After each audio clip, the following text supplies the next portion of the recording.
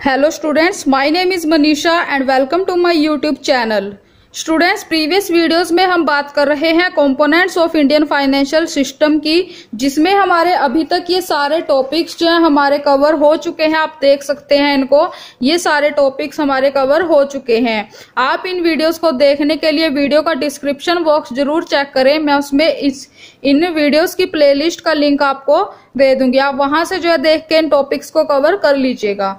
तो आज का जो हमारा टॉपिक है स्टूडेंट्स, वो हमारा है एडवाइस बेस्ड सर्विसेज के बारे में, जिसमें हम अभी तक मर्चेंट बैंकिंग को कवर कर चुके हैं। और मैं आपको बता दूं कि जो ये कंपोनेंट्स है हम ये सारा कुछ कवर कर चुके हैं, ठीक है। तो इसमें हम कवर कर चुके हैं मर्चेंट बैंकिंग के बारे में, एंड क्रेडिट रेटिंग के बारे में, एंड इशू मैनेजमेंट के बारे में हम कवर कर चुके हैं इसमें, और स्टॉक ब्रोकिंग के बारे में कवर कर चुके हैं। तो आई होप कि आप सबको जो है समझ आ गया होगा कि हम इसमें काफी कुछ जो है अभी तक कर चुके हैं।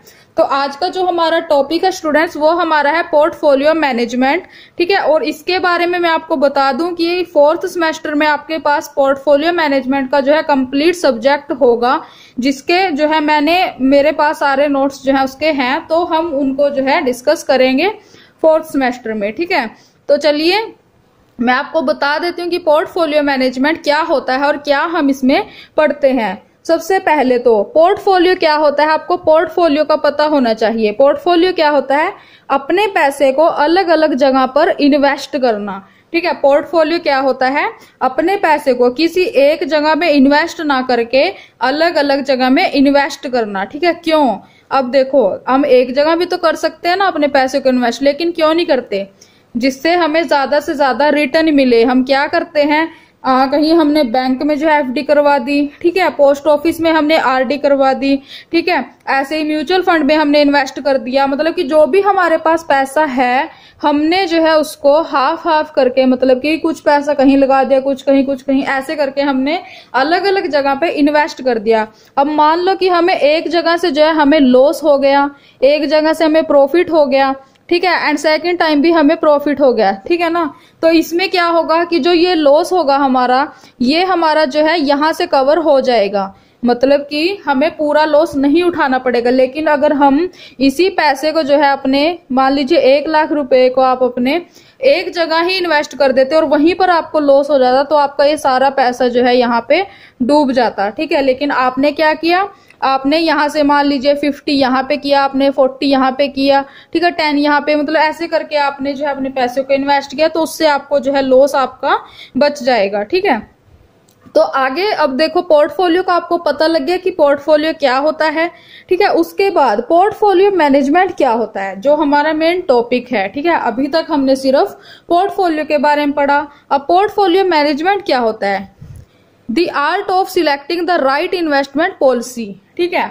अब देखो, आई होप कि आपको इससे कुछ समझ आया होगा, ठीक है। तो चलिए मैं बता देती हूँ आपको पोर्टफोलियो मैनेजमेंट क्या है। अब ये तो है नहीं कि आपके पास पैसा है और आपने कहीं भी उसको इन्वेस्ट कर दिया, ठीक है, बिना किसी नॉलेज के, ऐसा तो नहीं है, ठीक है। तो पोर्टफोलियो मैनेजमेंट में आपको यही बोला गया है कि पोर्टफोलियो मैनेजमेंट क्या है, एक आर्ट है राइट इन्वेस्टमेंट पॉलिसी चुनने का, कि कहां पर आपको जो है ज्यादा से ज्यादा प्रॉफिट होगा। फॉर एग्जांपल, आपको म्यूचुअल फंड में ज्यादा इंटरेस्ट मिल रहा है, ठीक है, ज्यादा रिटर्न मिल रही है वहां से, या फिर आरडी से मिल रही है, या फिर एफडी से मिल रही है, ठीक है। तो उस सब का जो सिलेक्शन करना, उनमें से बेटर का सिलेक्शन करना, जो है बेस्ट का सिलेक्शन करना, वो क्या है, हमारा पोर्टफोलियो मैनेजमेंट है, ठीक है। अब देखो, राइट इन्वेस्टमेंट पॉलिसी क्या है, जैसे मैंने अभी इसमें बोला कि सही इन्वेस्टमेंट पॉलिसी का चयन करना, उसको सिलेक्ट करना क्या है, पोर्टफोलियो मैनेजमेंट है। तो राइट इन्वेस्टमेंट पॉलिसी क्या है, राइट इन्वेस्टमेंट पॉलिसी है मिनिमम रिस्क जहां हमें हो और मैक्सिमम रिटर्न मिले, ठीक है। ये भी सही बात है कि जहां पे हमें कम से कम लॉस होगा और ज्यादा से ज्यादा प्रॉफिट होगा, वही हमारे लिए बेनिफिशियल होगा, ठीक है। तो यही है पोर्टफोलियो मैनेजमेंट का बेसिक, ठीक है। तो आगे इसमें हम बात करेंगे मर्जर के बारे में, विलियन इसको हम बोलते हैं हिंदी में। तो अब मर्जर क्या होता है, तो इनके ऊपर स्टूडेंट्स आपके मतलब कि एमकॉम में या फिर बीकॉम में भी ज्यादातर मतलब कि इसमें क्वेश्चन नहीं बनता, अकाउंट वाले सब्जेक्ट में जो है बनता है, ठीक है। तो मैं आपको इसीलिए इनका मीनिंग करवा रही हूँ, जिससे थोड़ी बहुत आपको नॉलेज इसकी हो, ठीक है। तो मर्जर देख लेते हैं। मर्जर क्या होता है? किसी कंपनी का दूसरी कंपनी में मिल जाना, ठीक है ना। मतलब कि किसी कंपनी का दूसरी कंपनी में, जैसे कि फॉर एग्जांपल एक कंपनी है ए, सेकंड कंपनी है बी, ठीक है। अब इन दोनों की इसकी कंडीशन थोड़ा खराब है, ठीक है ना। मतलब कि इसको लॉस ज्यादा हो रहे हैं और इसको प्रॉफिट हो रहे हैं। तो इन दोनों ने क्या किया, ये दोनों एक दूसरे में मिल गई और इन्होंने कंपनी बना दी अपनी ए बी। दोनों ने ही मिलकर जो है, दोनों मिल गए और कंपनी बन गई ए बी। मतलब कि एक कंपनी का दूसरी कंपनी में मिल जाना क्या है? मर्जर है। उसके बाद स्टूडेंट्स आगे इसमें है अधिग्रहण, एक्विजिशन जिसको हम बोलते हैं। तो अधिग्रहण क्या होता है? अब ये पढ़ लेते हैं। किसी कंपनी को या फिर व्यवसाय को, मतलब कि बिजनेस को ज्यादा से ज्यादा मतलब कि उसका हिस्सा खरीद लेना। तो बेसिकली इसमें क्या बोला है? देखो मर्जर में आपको बोला था किसी कंपनी का दूसरी कंपनी में मिल जाना, कोई भी फोर्स नहीं कर रहा है यहाँ पर, अपनी मर्जी से ही दोनों जो है मिले हैं, ठीक है।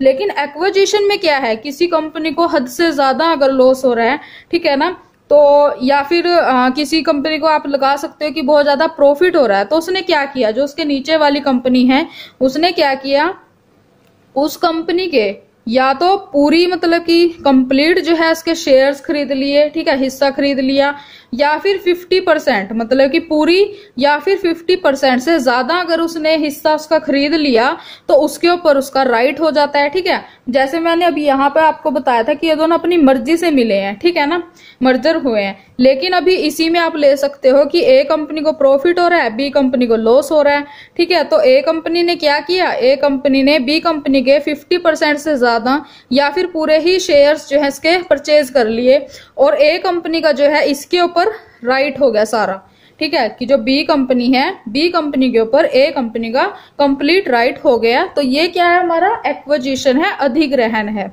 उसके बाद स्टूडेंट्स कैपिटल रिकंस्ट्रक्टिंग, ठीक है। इसमें क्या है? पूंजी पुनः संरचना। अब पुनः संरचना नाम से ही पता चल रहा है कि दोबारा मतलब कि, ठीक है। तो अब इसमें क्या बोला गया है? Again savings and again investment, ठीक है।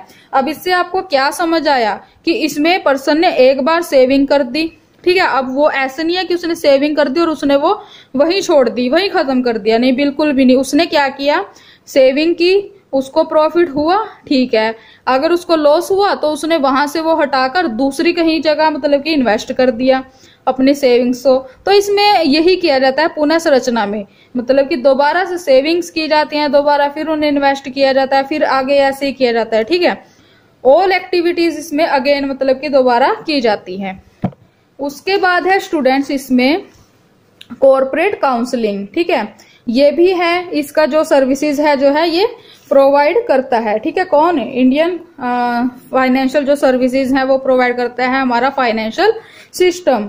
उसके बाद स्टूडेंट्स इसमें आगे है ऋण समूहन, ठीक है। अब ये क्या है?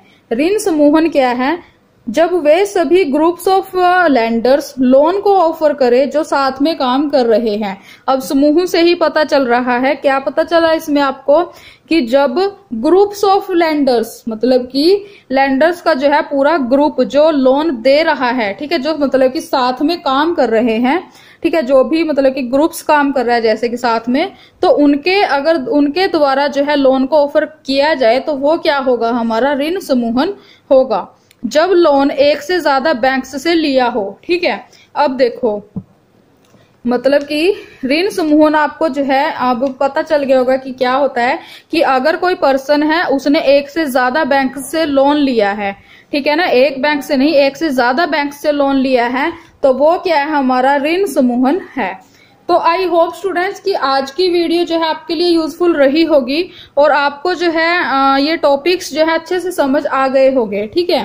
तो अगर आप सभी को इस वीडियो से कुछ अच्छा समझ आया हो, ठीक है, तो आप इस वीडियो को लाइक शेयर और कमेंट जरूर कर दीजिएगा और चैनल को सब्सक्राइब जरूर कर लीजिएगा, क्योंकि आगे आने वाले टाइम में भी आपको ऐसी ही यूजफुल वीडियोस जो है मेरे चैनल पर जो है आपको मिलती रहेंगी, ठीक है। और स्टूडेंट्स अगर आप सभी को पीडीएफ नोट्स चाहिए तो आप मुझे बोल सकते हो, लेकिन उसके लिए थोड़ा सा जो है मिनिमम चार्जेस जो है आपको पे करने होंगे। लेकिन मैं आपको सजेस्ट करूंगी कि जब मैं आपको करवा ही रही हूँ यहाँ पर, ठीक है, अच्छे से, तो आप जो है अपने पैसे क्यों वेस्ट करें, ठीक है। तो आपकी मर्जी है वो, लेकिन अगर आपको फिर भी चाहिए तो आप मुझे बोल सकते हो, ठीक है। तो स्टूडेंट्स, आज जो है हमारा ये चैप्टर जो है, हमारा फर्स्ट चैप्टर जो हमारा काफी दिनों से चल रहा है, ठीक है ना, तो ये सारा जो हमारा चैप्टर है आज वो हमारा कंप्लीट हो चुका है, ठीक है। और मे बी इसके जो है 25 से तो ऊपर ही शायद वीडियोस जो है इसकी बन गई हैं, ठीक है। तो चलिए हम नेक्स्ट वीडियो में बात करेंगे मनी मार्केट के बारे में, जो हम यहाँ पे कवर कर चुके हैं, लेकिन कुछ टॉपिक रह गए थे, उसके आगे लेसन है पूरा, ठीक है। तो उसके ऊपर हम बाद में डिस्कस करेंगे। आज की वीडियो में बस इतना ही, एंड नेक्स्ट वीडियो में हम जल्दी मिलेंगे किसी और टॉपिक के साथ, एंड तब तक थैंक यू सो मच।